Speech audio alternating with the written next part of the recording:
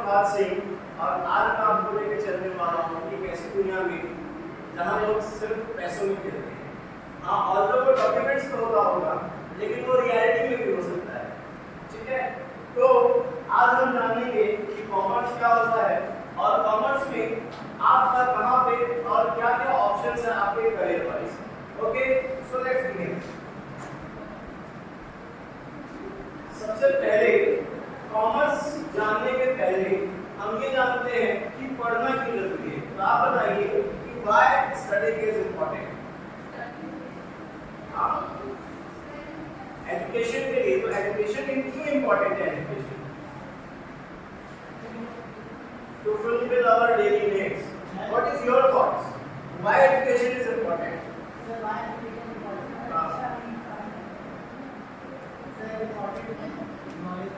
Knowledge gain करने के लिए। You guys, आप अपना कुछ सजेशन देना चाहेंगे? Why education is important?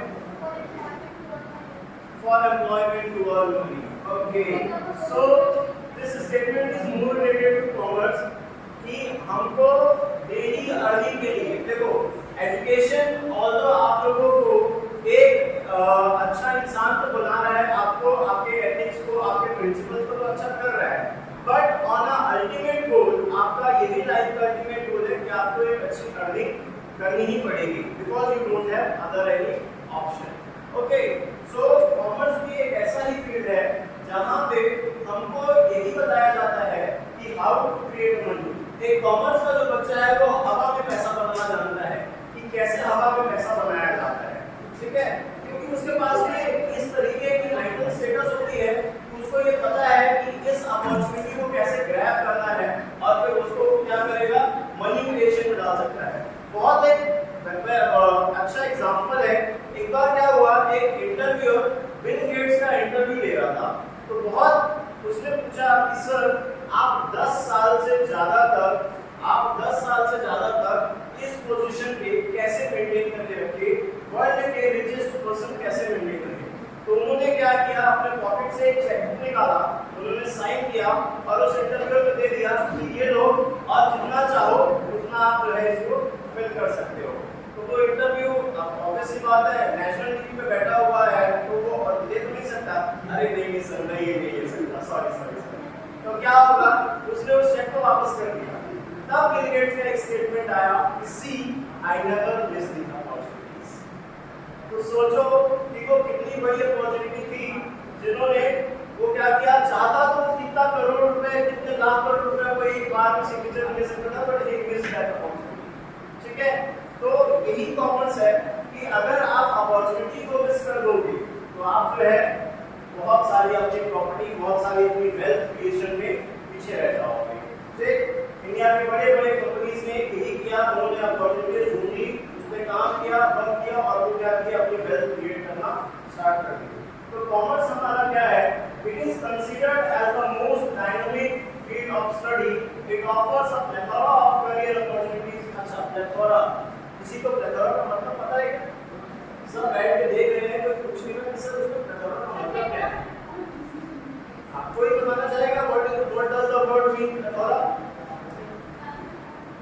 नहीं, ओके, देखो मैं बता रहा हूँ, प्लेथोरा मतलब मेनी। हमारे कॉमर्स के फील्ड में प्लेथोरा ऑफ करियर अपॉर्चुनिटीज। आपको लाइन सेंटेंस पढ़ के ऑटोमेटिकली समझ में आ रहा है कि we have many of opportunities in the commerce field. ठीक है, अब कॉमर्स में क्या क्या अपॉर्चुनिटीज हैं, लेट्स सी दैट।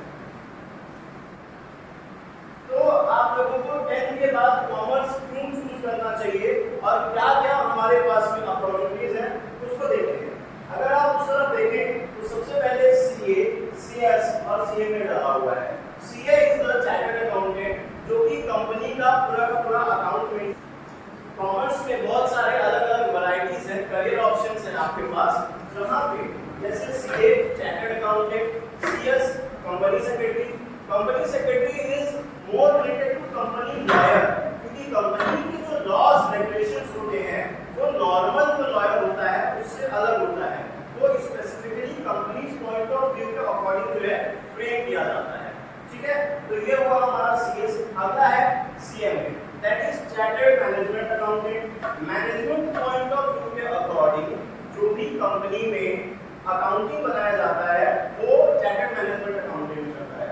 इसके बाद फिर हमारा bachelors in commerce, LLB, human management, hotel management, HR department, teaching, BBA, MBA. अच्छा बीबीए का फुल फॉर्म कौन बताएगा? बीबीए का full form okay bachelors of business administrative. और एमबीए का फुल फॉर्म नहीं अभी देखो हां solar masters in business administrative. Okay तो आपको पता है कि आपको अगर एमबीए करना है तो आपको क्या करना पड़ेगा? कॉमर्स लेना पड़ेगा, उससे लेना ही पड़ेगा। विदाउट कॉमर्स तो आप एमबीए कर ही नहीं सकते। कर सकते हो there are other options, but अगर आपको एमबीए करना है किसी अच्छे यूनिवर्सिटी से तब आपको क्या करना पड़ेगा? बीबीए करना पड़ेगा। ओके फिर देखो जब आप बीबीए करोगे अगर आपको करियर अपॉर्चुनिटी बहुत अच्छी चाहिए तो आपको एक मेन इंपॉर्टेंट टास्क है, आपको कैट और मैट एग्जाम का प्रिपरेशन करना पड़ेगा। That is the entrance exam. अगर आपको इंडिया में या किसी जगह पे कोई अच्छी यूनिवर्सिटी में अपना एडमिशन करवाना है तो उसके लिए आपको कैट और मैट का एग्जाम देना पड़ेगा। Indian institute of management IIM के अंतर्गत जितने भी यूनिवर्सिटीज के थ्रू कॉलेजेस जो भी एफिलिएटेड होते हैं। अच्छा एफिलिएशन का मतलब पता है कि नहीं? कनेक्टेड मतलब ये जैसे अगर हमारा स्कूल है तो हमारा स्कूल सीबीएसई यानी central board of secondary education से क्या है? एफिलिएशन है। मतलब ये जो हमारा जितना भी सर्टिफिकेट आता है, रिजल्ट वगैरह आता है, क्वेश्चन पेपर जो हम पैटर्न फॉलो करते हैं वो किसी एक ऑर्गेनाइजेशन का फॉलो करते हैं। इसी तरीके से जब आपको एमबीए करना होगा तो आपको एक प्रॉपर यूनिवर्सिटी के अंडर में करोगे क्योंकि वो जो आपको प्रैक्टिकल इंफॉर्मेशन सिखाएंगे वही आपका आगे काम आएगा। पहले ऐसा था कि मैनेजमेंट एक्चुअली में कोई प्रोफेशन नहीं, कोई भी मैनेजर बन जाता था कंपनी का, वो किसी भी फील्ड से, कोई इंजीनियर हो, वो डॉक्टर हो या वो अकाउंटेंट हो, कोई भी हो। मैनेजमेंट एक्चुअल में क्या था? कोई भी प्रोफेशन नहीं था। बट लेटर ऑन जैसे जैसे नए नए स्टार्टअप्स आते गए ना, एक्चुअली हमको एक स्पेसिफिक गोल ओरिएंटेड पर्सन चाहिए था वहाँ पे, ताकि क्या किया जा सके कि वो जो पर्सन है वो अपने फील्ड में एक्सपर्ट हो और वो गाइड करे सब लोगों को कि हमारा जो टोटल कंपनी का गोल है वो अचीव किया जा सके। Okay so this is what the commerce is. हमारे पास में इतनी सारी अलग अलग क्या है वैरायटीज है करियर अपॉर्चुनिटीज इन कॉमर्स के फील्ड में। Moving to the next one, देखो why business management is important हम ऑलरेडी जानते हैं। अच्छा कोई बताना चाहेगा क्यों बिजनेस मैनेजमेंट इंपॉर्टेंट है? सुनो why business management is important. तो manage both business and audit sectors of business. Okay क्यों बिजनेस मैनेजमेंट इंपॉर्टेंट है? Okay no issue. देखो हम बताते हैं कि बिजनेस मैनेजमेंट एक्चुअली में क्यों इंपॉर्टेंट है कि बिजनेस तो हर कोई कर रहा है। पहली बात तो ये है कि किसी भी तरीके का बिजनेस हो, चाहे वो प्रॉफिट मेकिंग बिजनेस हो चाहे वो नॉन प्रॉफिट मेकिंग बिजनेस हो। सर अब ये नॉन प्रॉफिट और प्रॉफिट ये दो चीजें क्या है? ओके प्रॉफिट मतलब कोई भी कंपनी जो जिसका मेन मोटो क्या है? प्रॉफिट कमाना। हर कोई जब अपना बिजनेस स्टार्ट करता है, एस्टैब्लिश करता है तो उसका एक मेन मोटो है that is to earn the profit. Okay अब प्रॉफिट मेकिंग तो है, नॉन प्रॉफिट मेकिंग ऐसी कौन सी कंपनी है जो कि नॉन प्रॉफिट मेकिंग है? सपोज करो मैं अगर इतना सारा अपना पैसा कैपिटल मींस जो भी टोटल इन्वेस्टमेंट करने जा रहा हूं मैं बिजनेस में, अगर मैं बहुत सारा अमाउंट किसी भी बिजनेस में लगा रहा हूं तो वो मेरा कैपिटल होगा। अब मैं इतना पैसा किसी कैपिटल में लगाऊंगा और मैं प्रॉफिट अर्न ना करूं तो क्या ये सही है? नहीं। बट इसकी एक कैटेगरी है, उसको हम कहते हैं नॉन प्रॉफिट मेकिंग ऑर्गेनाइजेशन। ठीक है उसको हम क्या कहते हैं? Non profit making organisation. ये ऐसे ऑर्गेनाइजेशंस है जिनका मेन मोटो यानी मेन गोल प्रॉफिट मेकिंग नहीं है। क्या है? वेलफेयर ऑफ सोसाइटी है। मतलब सोसाइटी के लिए जो काम करते हैं जैसे एनजीओ, हॉस्पिटल, स्कूल्स, ये ऐसे ऑर्गेनाइजेशंस हैं जो कि स्पेसिफिकली किसके लिए काम करते हैं? सोसाइटी के लिए काम करते हैं ताकि ये सोशल इश्यूज को क्या कर सके? रिजॉल्व कर सके। ठीक है सो this is what the management is. अब मैनेजमेंट देखो चाहे कैसा भी ऑर्गेनाइजेशन हो, छोटा सा कोई दुकान हो कोई बड़ा दुकान हो, हमको अपनी डेली लाइफ में भी क्या करना पड़ता है? o'clock, we get ready, we come to school, after that we go to home, we take rest, we go to coaching, फिर हम पढ़ते हैं, and again the day ends. But by that day, from that day, actually we learn a lot of things. ठीक है? So learning from the day is the goal of our day. ठीक है? अब ऐसा हर दिन चल रहा है. It means we are learning each and every day. ठीक? So this is what the management is necessary for all the organization. चाहे उसका size कैसा हो, उसका function जो भी हो. ठीक है? अब second line लिखा है. तो देखो, management is a pervasive and universally accepted function. What does this word mean, pervasive? किसी के पास कोई आंसर है? The word pervasive means, okay, you have the answer. हाँ. Which is applicable in all sort of organization. Which is applicable in all sort of organization. अच्छा, इसको थोड़ा और अच्छे शब्दों में समझना है. तो pervasive का मतलब ये है कि किसी भी तरीके का ऑर्गेनाइजेशन हो, वो इंडिया में हो, बाहर हो, कहीं और हो, कोई फर्क नहीं पड़ता. यहाँ पे क्या होगा? मैनेजमेंट इज परमिसिव, मतलब हर एक तरीके के ऑर्गेनाइजेशन में क्या होता है? It is applicable. ठीक है? मतलब मैनेजमेंट की जरूरत हमको हर एक तरीके के बिजनेस में है. ठीक है? कुछ एग्जांपल्स हैं हमारे इंडिया के, जैसे इंफोसिस. अच्छा, इंफोसिस के बारे में सब जानते हैं. ठीक है? इंफोसिस, विप्रो, एचसीएल किस तरीके की कंपनीज है? ये क्या फ्रेम करती है, क्या बनाती है? कोई नहीं जानता? विप्रो टेक कंपनी है. ओके सर, आपके पास कोई idea? All are IT sector. All are IT sector companies. ठीक है? तो चाहे वो इंफोसिस हो, चाहे वो विप्रो हो, चाहे वो एचसीएल हो, ये सब क्या है? ये सब आईटी सेक्टर कंपनीज हैं. ऑल्दो इनके और दूसरे सेक्टर्स में भी बहुत सारे प्रोडक्शन लाइन हैं, बट जिनकी वजह से ये जाने जाते हैं, that is the IT sector. ठीक है? तो अब ये Narayana Murthy is the chairman of Infosys, Azim Premji is the chairperson of Wipro, और श्रीनारायण और उनकी टीम मिला के पूरी की पूरी एक एचसीएल चला रही है. इवन अभी एक रिसेंट न्यूज़ है एचसीएल का कि ये जो है ये और ज्यादा सॉफ्टवेयर और आर्टिफिशियल इंटेलिजेंस पे ज्यादा काम प्रेजेंट में फोकस कर रहे हैं, क्योंकि इनकी सॉफ्टवेयर तो ऑलरेडी वेल एस्टैब्लिश है और हम यूज भी करते हैं अपनी डेली लाइफ में. Okay, moving to the next one.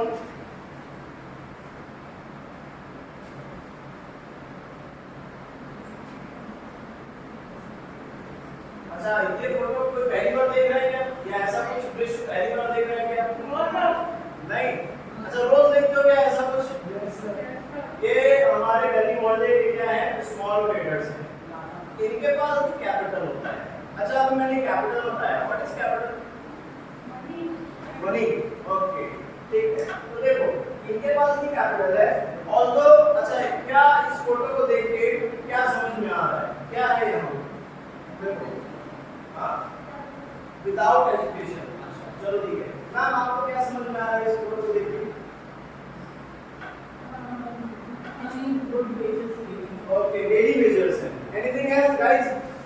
Unorganized management. Unorganised. हाँ जी, unorganised sector. Exactly, unorganised sector. देखो, ये जो स्मॉल ट्रेडर्स हैं, ये एक्चुअली में they just earn for their living. इनके पास में कोई प्रॉपर मैनेजमेंट नहीं होता, इनके पास में कोई प्रॉपर सिस्टम नहीं होता, इनको कोई अकाउंट्स नहीं बनाना होता. अकाउंट्स बनाते होंगे बट प्रॉपर अकाउंट्स नहीं बनाते होंगे. ये एक्चुअल में कॉस्ट कटिंग नहीं जानते हैं, इनको कुछ भी नहीं पता. Just what they do, they invest their money, they earn and they use it for their daily living, nothing else. Okay, got it everybody? So this is what the small traders are. अच्छा, देखो ये है बस एक और photo. यहाँ हमारे आसपास के एरियाज में ऐसे दुकानें होते हैं. ठीक है? इनको एक्चुअली में ना सेलिंग प्राइस, कॉस्ट प्राइस और प्रॉफिट से कोई लेन देन नहीं है. ये बस ऐसा है. अच्छा, इसकी को हिंदी में जरूर जानते हैं, लेकिन इनका मोटो देखो, जब हम SP minus CP equal to profit पढ़ते हैं तो वहां पे हमारा मोटो होता है accurate, to calculate accurate profit. But इनको उससे मतलब नहीं है. हाँ, ये 5 रुपए में सामान जरूर लाएंगे, उसको 10 रुपए में जरूर बेचेंगे. 5 रुपए का मुनाफा कमाएंगे और वो 5 रुपए अपने जेब में डालेंगे. बट जब कोई बिजनेस पॉइंट ऑफ व्यू से आप देखता है ना, तो वो उस 5 रुपए को अपने जेब में नहीं डालता, उस 5 रुपए को भी वो अगेन बिजनेस में इन्वेस्ट कर देता है. Income से गोल नहीं होता. हाँ, इनकम का इनका कोई वो क्या है, वो अल्टीमेट है. उनको ऐसा है कि अपना बिजनेस एस्टैब्लिश करना है.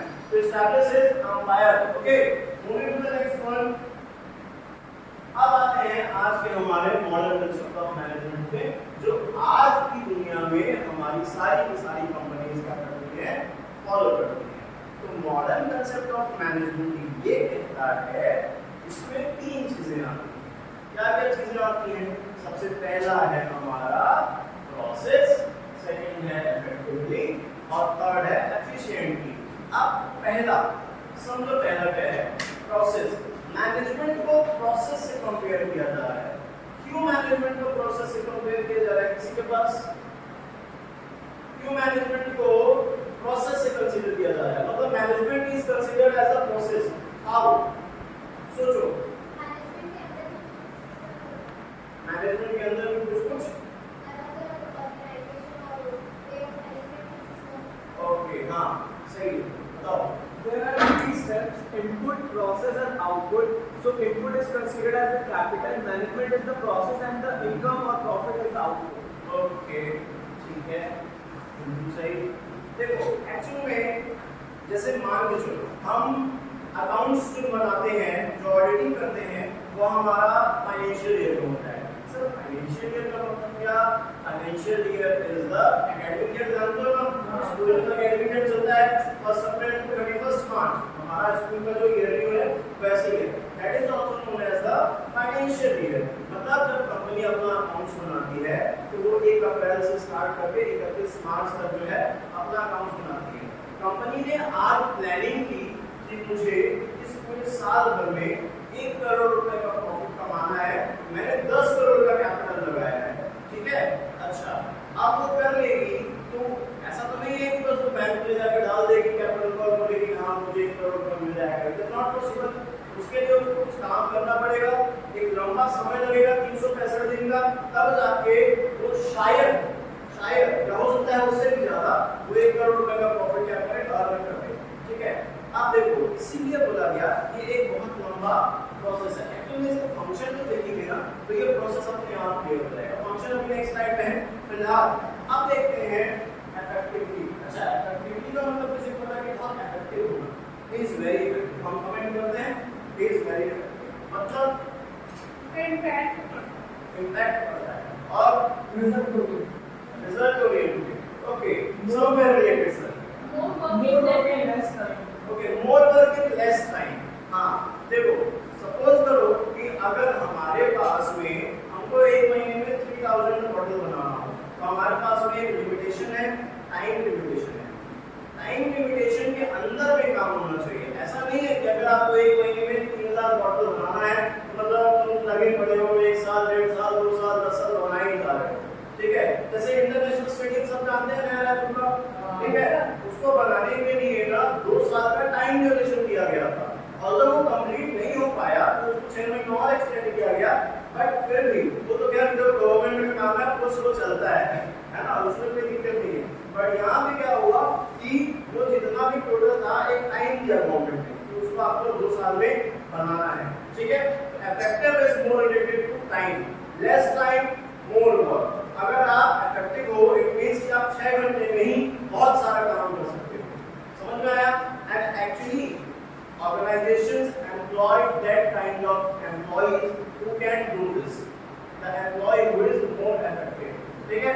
जो कम टाइम वेस्ट करे और ज्यादा अच्छे से काम करे। So this is what the effective is। अब इसका रिलेशनशिप देखते हैं। फिलहाल पहले एफिशिएंटली देखो। एफिशिएंटली का मतलब किसी के पास सोचो,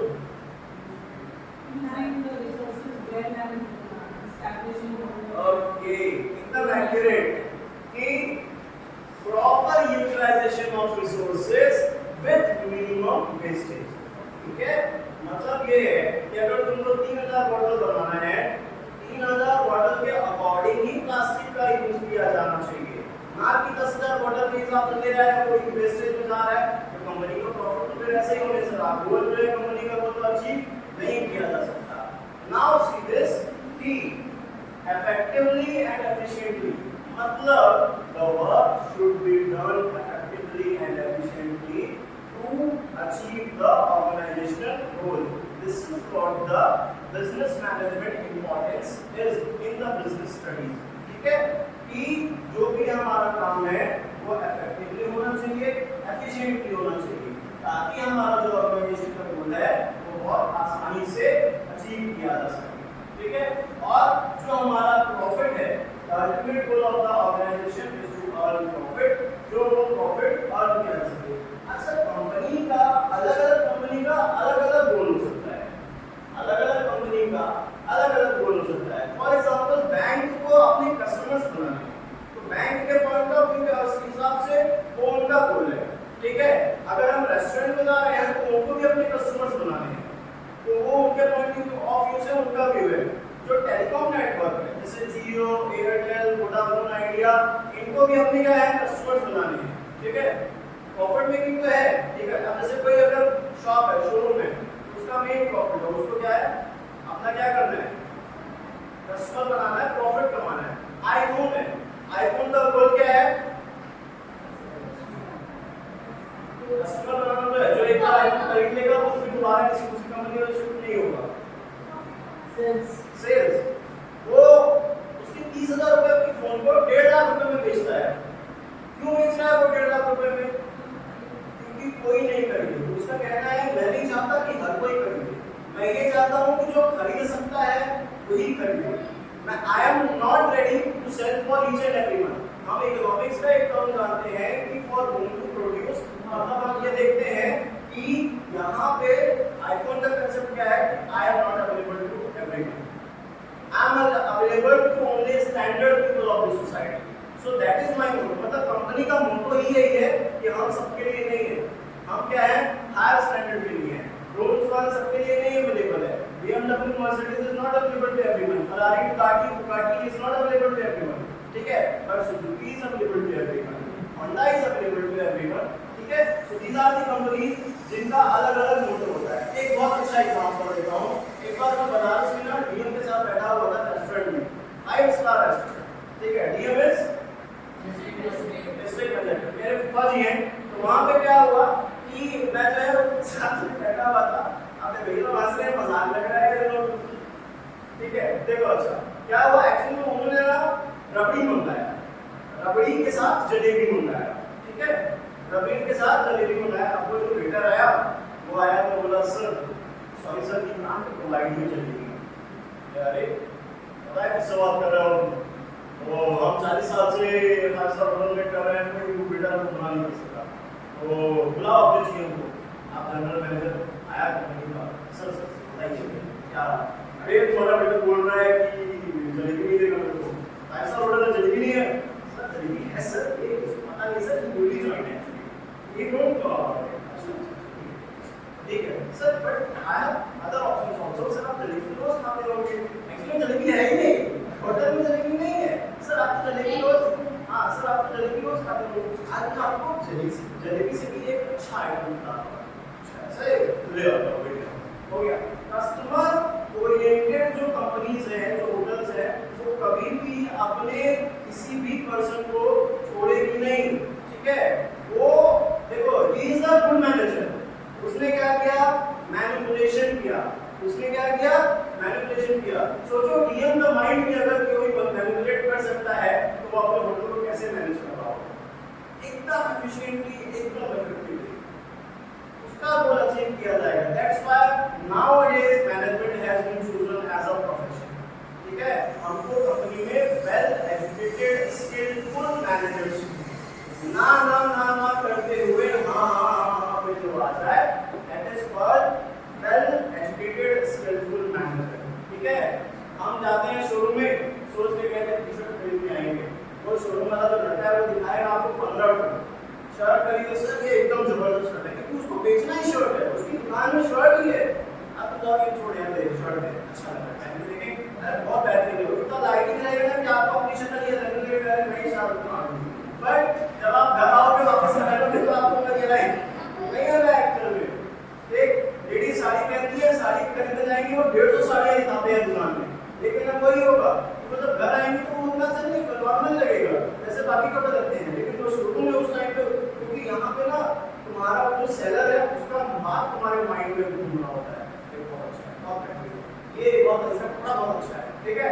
सो दिस इज नॉट द जो सेलर्स होते हैं ना, सेल्समैन जब सेल्समैन एग्जीक्यूटिव बनते हैं जो लोग, उनकी भी सैलरी जबरदस्त होती है, उनका काम ही यही होता है सर, बताइए सर क्या होगा ऐसा वाला हाल जो है। This is what the customer selling attraction is, ठीक है। चलो अच्छा देखो, तो these are the functions of management. मैंने बताया अभी management is a process, that process consist of 5 levels, ठीक है। पहला है प्लानिंग, दूसरा है ऑर्गेनाइजिंग, तीसरा है स्टाफिंग, चौथा डायरेक्टिंग और लास्ट वन इज कंट्रोलिंग। अब प्लानिंग क्या है, हम जब कभी भी कोई बिजनेस स्टार्ट करेंगे तो उसके पहले हम प्लानिंग करेंगे। फॉर एग्जांपल, अगर मैं बॉटल्स की फैक्ट्री खोलना, टपरवेयर की कंपनी ओपन करना, अब मैं वहाँ पे मुझे क्या जरूरत पड़ेगी, पहले प्लान करना पड़ेगा, ठीक है। तो मुझे कहाँ से क्या चीज़ें अरेंज करनी पड़ेगी, मेरा गोल क्या है, ये मुझे प्लान करना पड़ेगा। मैंने प्लानिंग कर लिया, अब मैं ऑर्गेनाइज करूँगा। ऑर्गेनाइजिंग में क्या हो जाएगा कि मुझे फंड कहाँ से चाहिए, मेरा कैपिटल कहाँ से आएगा, किस तरीके के लोग चाहिए, ठीक है, ये सारी चीज़ें। थर्ड सर्विस स्टाफिंग, मैं स्टाफिंग करूँगा, यहाँ पे मैं अपने अलग अलग फील्ड ऑफ कैटेगरी के हिसाब से लोगों को अपॉइंट करूँगा। फॉर एग्जांपल, मुझे अगर सिर्फ सामान के लिए इधर उधर ले जाने के लिए लोग चाहिए, और तो इंजीनियर नहीं हायर कर सकता, ठीक है, क्योंकि इंजीनियर को फिर इंजीनियर के हिसाब से पैसा देना पड़ेगा। उसके मैं नॉर्मल लेबर हायर करूँगा, जिनको मैं डेली वेजेस पे पैसा दूंगा।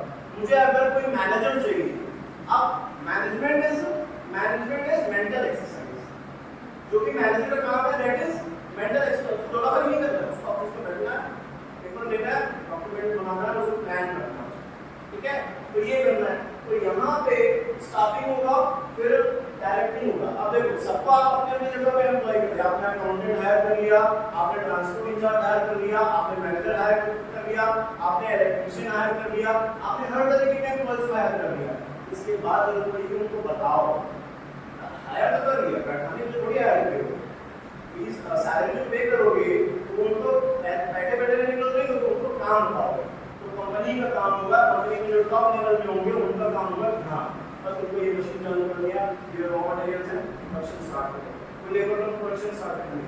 फिर वो जो अकाउंटेंट होगा वो पैसे का हिसाब किताब देखना चालू करेगा, वो जो मार्केटिंग एग्जीक्यूटिव होगा वो मार्केटिंग का हिसाब किताब देखना चालू करेगा, जो रॉ मटेरियल्स के जो केमिस्ट होते हैं वो चेक करते हैं प्रोडक्ट्स की क्वालिटी को, फिर वो क्या करेंगे, जब प्रोडक्ट्स कंपनी निकलेंगे तो फिर वहां से उनका काम स्टार्ट होगा। तो company is done like this, उनका जो काम है वो इस तरीके से चलता है।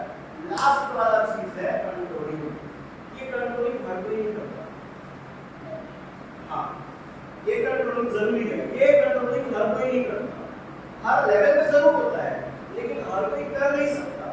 कंट्रोलिंग सिर्फ टॉप लेवल पे होता है भाई, जिसने प्लानिंग, ऑर्गेनाइजिंग, स्टाफिंग, डायरेक्टिंग तक पहुंचा दिया, अब उसी का काम है कि ये पूरी चीजों को देखना कि मेरा काम सही से हो रहा है कि नहीं हो रहा है। मैंने जो प्लान किया था उसके according my work is going on और नॉट। जुडिशियल वर्क है, ओवरव्यू करना सब, हाँ ओवरव्यू करना। And if the work is not going on properly then the top level manager will take decision, और जो भी चेंजेस करने होंगे he will make a decision, और जो भी चेंजेस होंगे that will be implemented. Okay, so this is what the functions of management is. Okay, so a business starts with a business plan, opportunities, goals, strategy, market, team. Management is called as a teamwork. हम जब management की बात करते हैं तो कोई एक person is not a management, a single person is not a management. A management is a group of people जो कि किसी एक particular group गोल के लिए क्या करते हैं, काम करते हैं। Okay, so this is what the complete management is, and last one is goal is achieved. Okay, so this is all about the management process, management effectively, management efficiently. This is what the business studies is. हम जब class में daily basis पर पढ़ते हैं तो हम हर terms जो भी बेसिक टर्म्स होते हैं, जो भी इफेक्टिव टर्म्स होते हैं, हम उसको बहुत अच्छे से जानते हैं। तो कॉमर्स के फील्ड में इतनी सारी वैरायटीज और वेरिएशंस हैं कि आप जितने चाहें उस फील्ड को क्या कर सकते हो, सिलेक्ट कर सकते हो, ठीक है। एंड आप जैसे अगर मैं अकाउंट्स भी लेता हूँ यहाँ पे, सर अकाउंट्स भी यहाँ पे मैं ही लेता हूँ, अकाउंटिंग में एक सब्जेक्ट नहीं है, वो तो हम जो 11th 12th में पढ़ रहे हैं दैट इज अ बेसिक। अब जब हम उसको ग्रेजुएशन में और पोस्ट ग्रेजुएशन में जाएगा तो वहां पे क्या होगा हमारा cost accounting, corporate accounting, banking accounting, insurance accounting, हर एक का जो अकाउंट है वो अलग-अलग बनता है। फिर इकोनॉमिक्स में भी है ऐसी चीजें, फिर बिजनेस स्टडीज में भी बहुत सारे हैं। अब बिजनेस स्टडीज के अलग-अलग बिजनेस के हिसाब से अलग-अलग मैनेजर्स जो है वो अपॉइंट किए जाते हैं। Okay, so this is what the complete account business studies is, and हमारा गोल है इन सारी चीजों के बाद बहुत आसानी से अचीव किया जा सकता है। Any doubts anybody? No? Okay, चलो, so this is all about the commerce and business studies. Thank you each and everyone. Thank you.